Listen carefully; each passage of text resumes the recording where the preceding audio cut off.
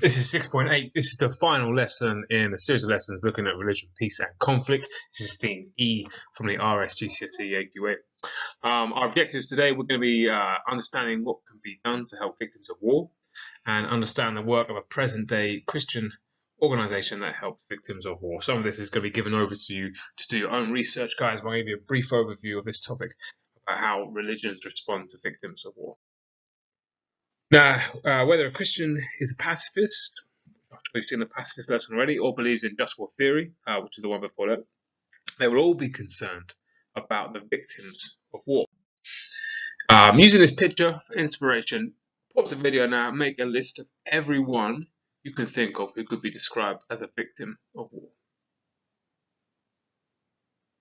Now that you've taken a moment to do that, perhaps you thought about people who had been literally killed in countries, people who have been bombed, people who have been shot, people who have been attacked.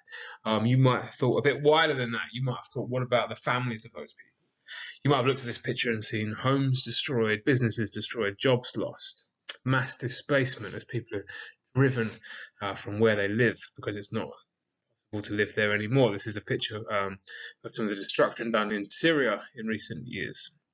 You might have thought about the soldiers who are fighting on the front line and how war can affect them or their families, especially if they come back with PTSD or if they come back with severe injuries.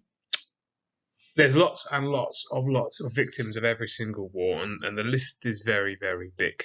So how should religions respond to victims of war? And big question for us today, because we're looking at this from a Christian point of view, is why do Christians care about victims? Well, a very, very simple answer to this question is very simple. Why do Christians care about victims of war? Because Jesus does. Because Jesus cares about victims of war, and therefore so do Christians. St. Teresa of Avila famously wrote these words, which are very powerful and poignant and inspirational for Christians today. Christ has no body now but yours, no hands, no feet on earth but yours. Yours are the eyes through which he looks compassion on this world. Yours are the feet with which he walks to do good. Yours are the hands through which he blesses the world. Yours are the hands, yours are the feet, yours are the eyes. You are his body. Christ has no body now on earth but yours. And what she's saying here is that Christians now are Jesus. They are Jesus' ambassadors. They're Jesus' representatives on earth. And it's up to Christians now to do the work that Jesus wants done on earth. Christians are Jesus' hands and feet. You can look at something like the destruction and the warfare that's gone on in a place like Syria and look at the refugees and those who've been harmed at the back of it and say, well, where is God in this? And a Christian would argue, well, God is working in Christians, in repairing the damage done, in looking after those who have been hurt and who have been oppressed and who have been harmed by the warfare. Jesus made it really clear that Christians have to love their neighbour. Love their neighbour. When he was asked what's the most important teaching, Jesus said, well, love God and love your neighbour. When he was asked, well, who's my neighbour? He told the famous parable of the Good Samaritan. I won't go through the parable now, you can read that for yourself.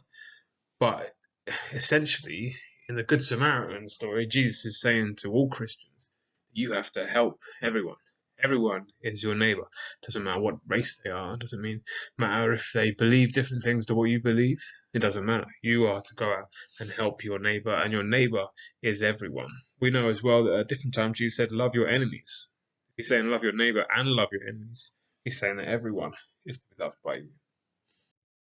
So some questions now for you to check your understanding. What is a victim of war? Can you define the term and give examples? Why do Christians care about victims of war? Shouldn't Christians just help other Christians? Number 4, find out who Caritas is and how they help victims of war. And number 5, Christian Aid is an organisation that helps victims of war. Its slogan is, we believe in life before death. What do you think they mean by this?